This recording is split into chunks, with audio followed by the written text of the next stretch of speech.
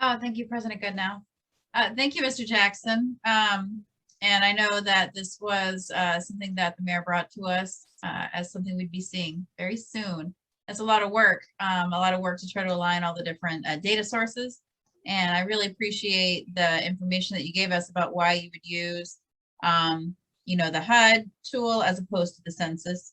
And so I just have some clarifying questions about I said it already, but I'm here to learn. Okay. So when we talk about a single person, just for my clarity, we're talking about units that are like 1-bedroom units in these developments? That's correct. A 1-bedroom or a studio. I believe a 1-bedroom may end up actually being two bedrooms. I'd have to look into the specifics of that actually. Okay, because a studio would count as a single room and a bedroom would count as a room. So is that how that would be, like a 2-room? I believe that's accurate, but I'll have to look into that and get back to you. Oh, it reminds me, I used to live in a single unit with a Murphy bed with my 2 little children, and it would have been nice to have some rent control there like that. And so do we know the estimation of citizens in Bremerton that are low income based off of the new standard you're proposing of 60%? I'm sorry, could you repeat the question? Yeah. So what percentage of Bremerton residents meet the low income requirement as proposed redefined by the 60% below AMI? So what percentage of Bremerton residents make about $39,000 a year? Yeah, okay. Thank you. And so I would have to look into that also. I know the median income, but I don't know the different strata of income levels. But I'm taking notes. Thank you. And so the 20% versus the leaving 80% at market rate, 20% low income, what's that based off of? And I'm really sorry. I'm having a hard time hearing you. I'm going to turn my volume. It's already at 100. So I can yell. I work in education. I can project my voice. That's okay, Mr. Jackson. Everybody turn your volume down. So I wanted to know about what 20% low income versus 80% market rate. Where does that standard come from? Oh, thank you. That comes straight from the RCW. From the RCW. Do we have any flexibility to increase that?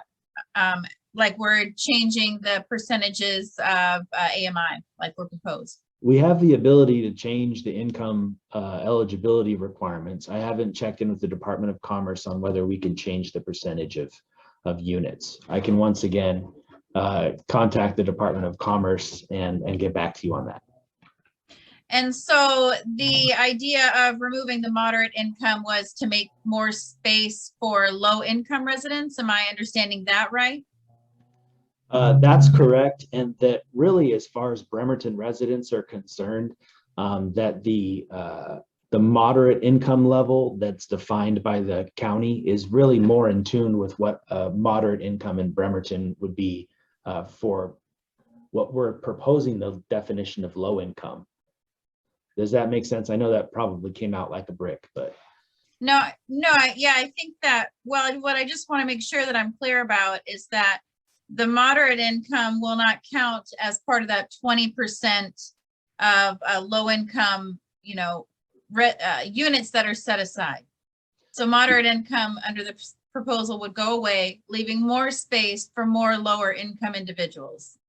Correct. Okay, thank you. And so I'm just here to learn too, what is unit mix? So does that mean like, apartment A, apartment B will be market rate while apartment C, on the same level will be a low income? So that means that the unit mix is, say an apartment building has all studios. There is no apartment mix. It's all studio apartments.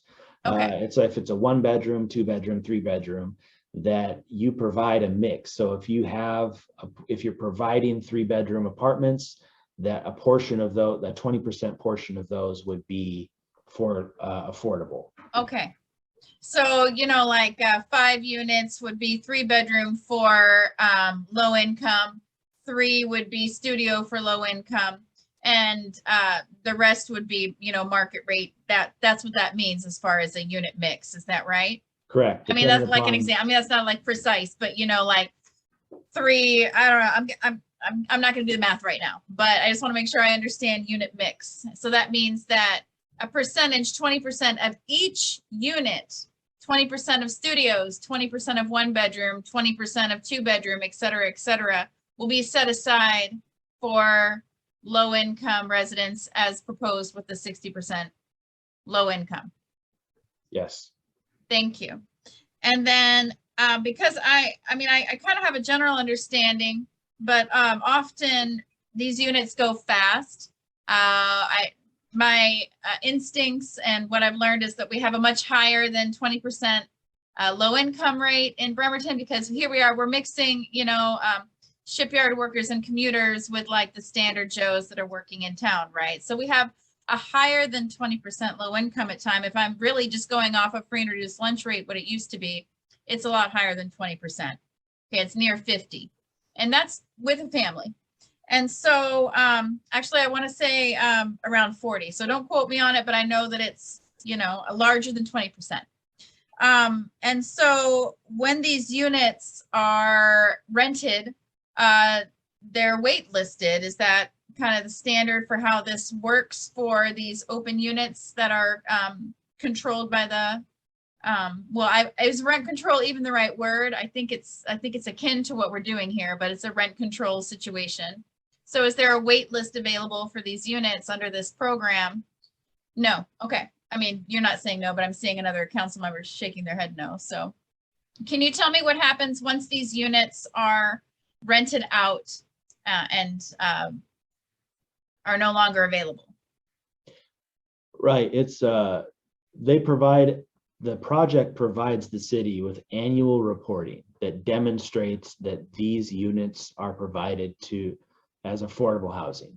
So we get income information from the residents as well as monthly charges. And then we pass that on at the end of the year to the Department of Commerce to demonstrate that we're in conformance with program requirements.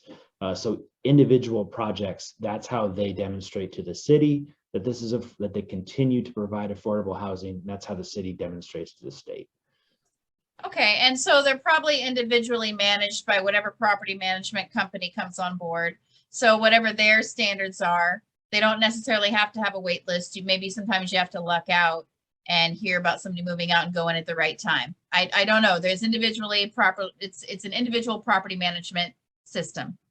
And so I think that is most of my questions. I appreciate it. I really did appreciate how it's adjusting to take out the Silverdale aspect and just focus on Bremerton.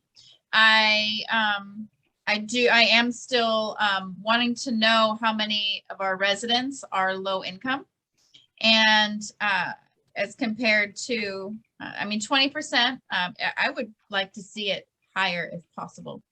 All right, thank you so much.